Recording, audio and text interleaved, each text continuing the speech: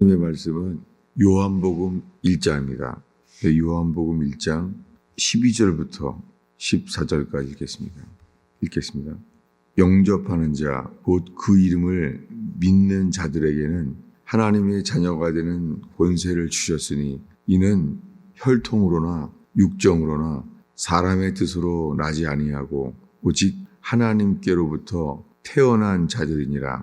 말씀이 육신이 되어 그 가운데 거하심에 우리가 그의 영광을 보니 아버지의 독생자의 영광이요 은혜와 진리가 충만하더라. 영접하는 자, 곧 그 이름을 믿는 자들에게는 하나님의 자녀가 되는 권세를 주셨는데 이 사람들은 혈통으로나 육의 뜻으로나 사람의 뜻으로 나지 아니하고 오직 하나님께로부터 태어난 자들이에요.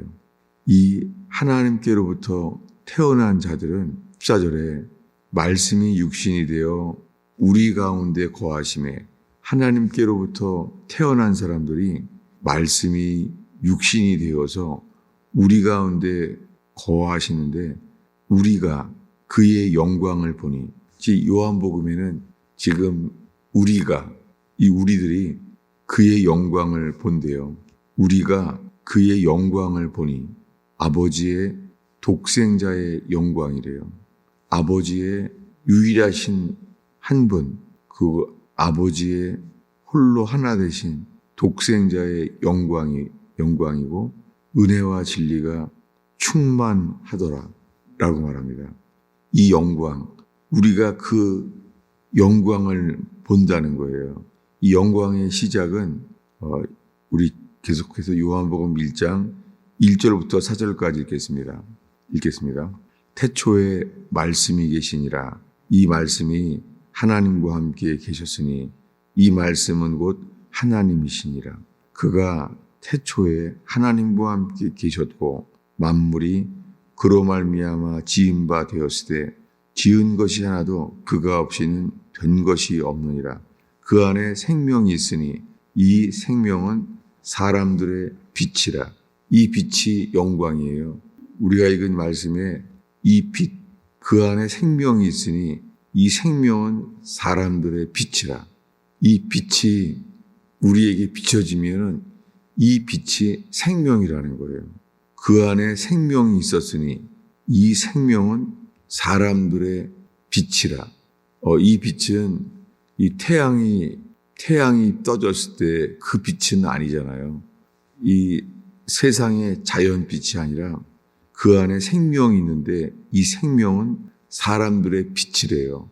사람들의 빛인데 이것을 지금 이 요한복음을 우리가 읽으면서 우리가 이 영광을 본다는 거예요. 14절을 다시 읽겠습니다. 말씀이 육신이 되어 우리 가운데 거하심에 우리가 그의 영광을 보니 아버지의 독생자의 영광이요 은혜와 진리가 충만하더라. 이것을 지금 사도 요한은 보았다는 거예요. 사도 요한은 언제 어떻게 이 영광을 보았죠? 우리가 그 영광을 보니 아버지의 독생자의 영광이래요. 은혜와 진리가 충만하더라. 구약의 성막을 만들었습니다. 그 성막은 모세가 천국에서 있는 그 모형을 그들만 보았습니다. 그래서 모세가 그 성막을 만드는 것이 출애굽기입니다. 애굽을 나와서 시내산에서 주님을 만나죠. 시내산에서 모세가 그분을 봐요. 40일 동안. 그때 주님이 그를 만난 다음에 그 식양대로 성막을 만들라고 합니다. 그래서 그 성막을 만드는 기간이 출애굽기의 마지막이에요. 출애굽기의 마지막에는 성막이 완성되니까 성막이 만들어지는 순간 하나님의 영광이 그 속에 거했다는 거예요.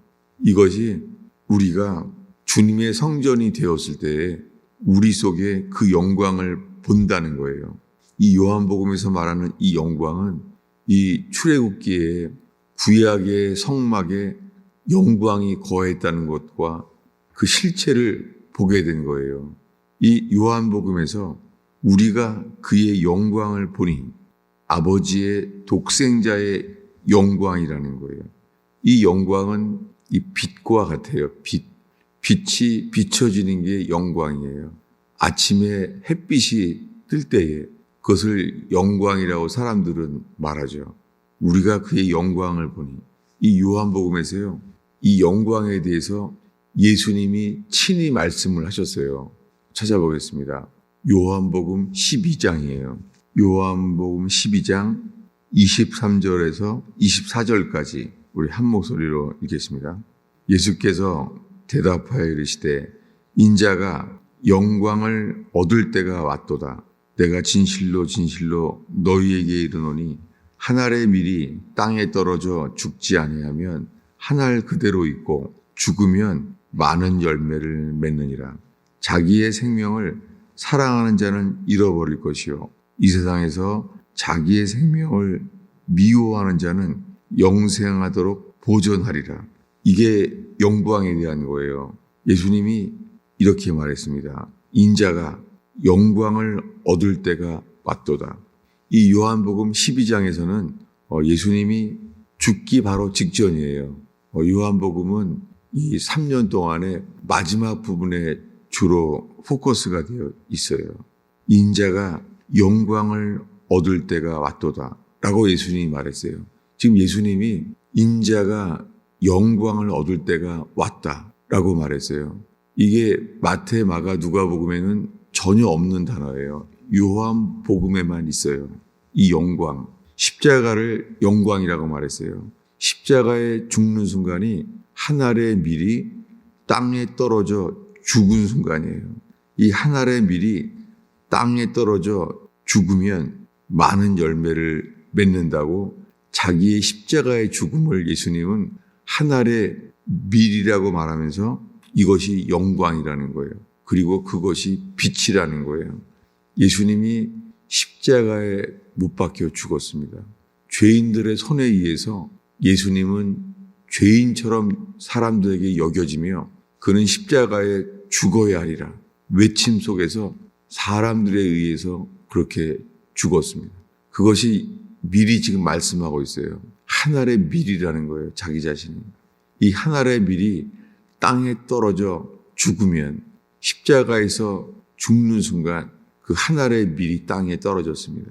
그 밀이 죽으면 많은 열매를 맺느니라. 예수님은 그래서 그때로부터 부활의 첫 열매로 주님은 사람들에게 생명이 되주셨습니다.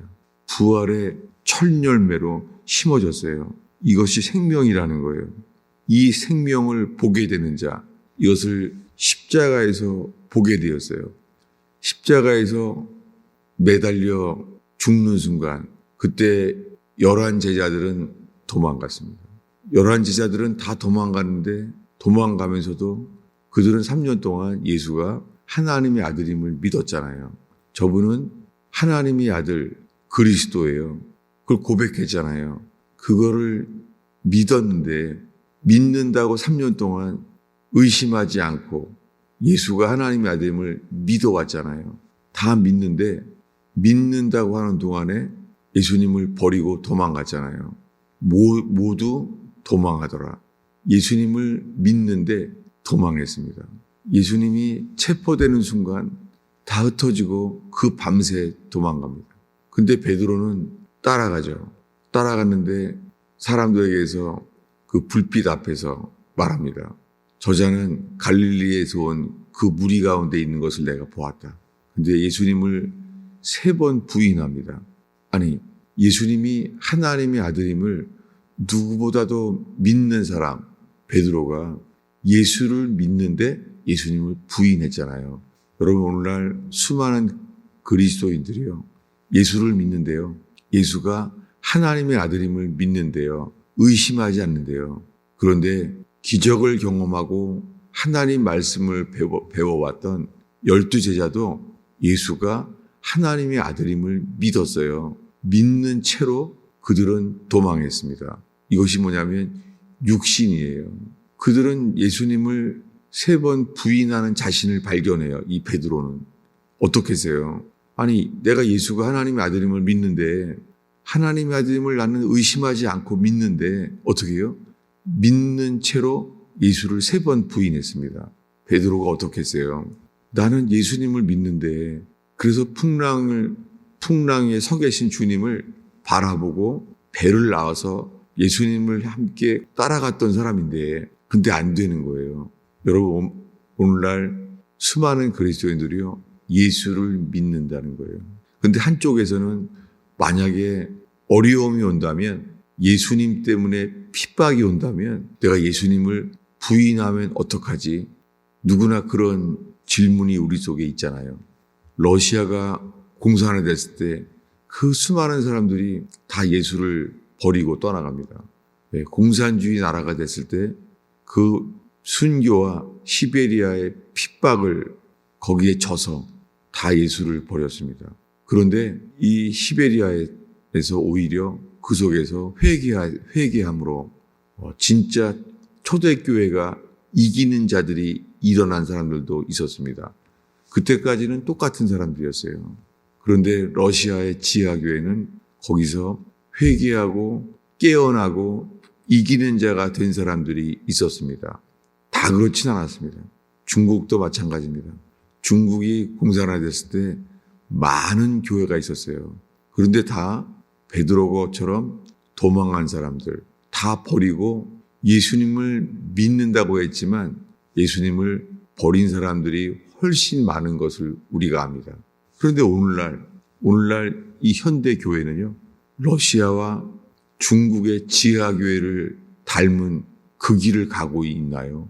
교회는 예수님 때문에 오는 손해와 어려움만 있어도 거의 다 무너질 거예요.